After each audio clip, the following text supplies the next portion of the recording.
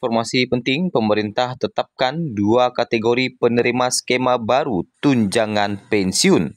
Bagaimana informasi selengkapnya? Siapa saja 2 kategori penerima skema baru tunjangan pensiun ini?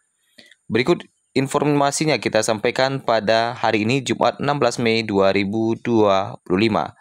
Resmi, pemerintah tetapkan 2 kategori penerima skema baru tunjangan pensiun. Bapak Ibu, pemerintah melakukan perombakan sistem pensiun aparatur sipil negara termasuk pegawai negeri sipil. Pengamat kebijakan publik melihat ada posisi positif dan negatif dari rencana ini. Pengamat kebijakan publik dari Universitas Trisakti Trubus Rahadiansah mengatakan pemberian dana pensiun yang langsung digelontorkan kepada para pensiunan ASN tentu lebih memberikan kesejahteraan. Dia menilai uang tersebut bisa dipakai untuk modal usaha, ketimbang hanya disimpan di kas negara. Perlu diketahui, pembayaran uang pensiun ASN saat ini menggunakan skema PSU Go. Secara ringkas dalam skema ini, dana pensiun ASN diperoleh dari iuran sebesar 4,75% dari gaji pokok yang dikelola PT Taspen. Sementara sebagian lainnya berasal dari APBN. Dana pensiun ini nantinya akan diberikan per bulan kepada PNS yang sudah pensiun sebesar gaji pokok jabatan terakhir.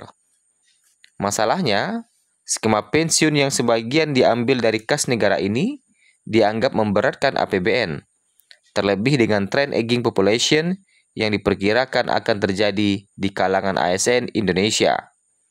Selain itu, pemberian uang pensiun berdasarkan gaji pokok terakhir juga terlalu kecil. Maka dari itu, pemerintah melakukan perombakan skema ini. Perombakan itu juga termuat dalam kerangka ekonomi makro dan pokok-pokok kebijakan fiskal KEM PPKF 2025 yang menjadi acuan penyusunan APBN untuk pemerintahan baru Prabowo Subianto Gibran Raka Buming Raka.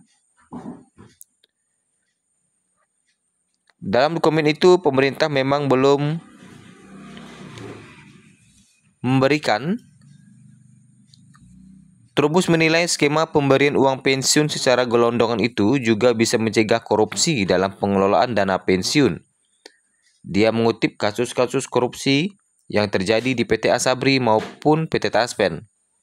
Sebenarnya ada yang bilang lebih baik dikelola negara untuk diinvestasi, tapi repotnya tabungan pensiun malah dikorupsi, kata dia. Di sisi lain, pengamat kebijakan publik Agus Pambagio kurang setuju dengan skema fully funded.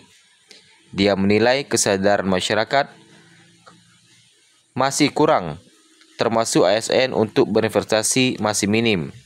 Dia khawatir pensiunan yang tiba-tiba mendapatkan uang banyak justru akan menghabiskan duitnya untuk kebutuhan yang konsumtif. Boleh saja. Cuma orang kita kalau dikasih gelondongan ntar dia kawin lagi meskipun sudah tua, kata dia. Dia mengatakan skema pemberian pensiun setiap bulan diciptakan bukan tanpa alasan. Menurut dia, skema itu dibuat agar para pensiunan PNS mempunyai pendapatan tetap setiap bulan walaupun jumlahnya tak banyak. Ternyata ada 2 kategori penerima pensiun, ya. 2 kategori penerima skema baru tunjangan pensiun yang telah ditetapkan pemerintah. Nah, sebenarnya sebelum kita bahas terkait 2 kategori penerima skema baru tunjangan pensiun yang ditetapkan pemerintah, Bapak Ibu sebenarnya harus memahami dulu bagaimana dengan skema fully funded itu sebenarnya. Selama ini, pemerintah membayar uang pensiun itu menggunakan sistem PSU Go, yang mana melalui skema tersebut, uang pensiun PNS akan didanai sepenuhnya oleh APBN. Anggaran pendapatan dan belanja negara selama 10-15 tahun setelah PNS tersebut pensiun. Beberapa waktu terakhir, skema PSU Go sempat dikaji ulang oleh para pejabat negara. Pasalnya, skema ini memiliki beberapa kekurangan. Salah satunya adalah bisa membebani APBN dalam jangka panjang. Maka dari itu, pemerintah mulai membuat wacana untuk mengganti skema pembayaran uang pensiun PNS dengan sistem fully funded. Sistem fully funded merupakan metode pembiayaan yang dilakukan dengan cara diangsur bersama-sama melalui iuran para peserta untuk memenuhi besaran dana yang diperlukan dalam pembayaran uang pensiun. Dalam hal ini, pihak yang berkewajiban untuk membayar iuran tersebut adalah PNS aktif serta pemerintah selaku pemberi kerja. Nah, kali ini kita bahas terkait dengan dua kategori penerima skema baru tunjangan pensiun. Skema iuran pasti atau fully funded yang membuat pensiunan ASN PNS bisa dapat 1 miliar hanya berlaku untuk yang baru direkrut. PNS lama masih menggunakan skema PSUGO. Nah, ini adalah dua kategori yang telah dibocorkan oleh Deputi Bidang SDM Aparatur Kementerian Pendayagunaan Aparatur Negara dan Reformasi Birokrasi. Jadi dua kategori penerima skema baru tunjangan pensiun itu, skema baru hanya digunakan untuk PNS atau ASN yang baru, sedangkan skema PNS yang lama menggunakan skema yang lama. Itu dua kategori penerimanya di tahun 2025 ini. Anak-anak yang baru direkrut masuk ke Defined Contribution, skema pensiunan baru, fully funded. Yang kadung atau sudah terlanjur, Defined Benefit tetap dilanjutkan. Jadi PNS atau ASN yang baru ikut sistem yang baru, kata Deputi Bidang SDM Aparatur Kementerian Pendayagunaan Kemenpan RB, Alex Denny.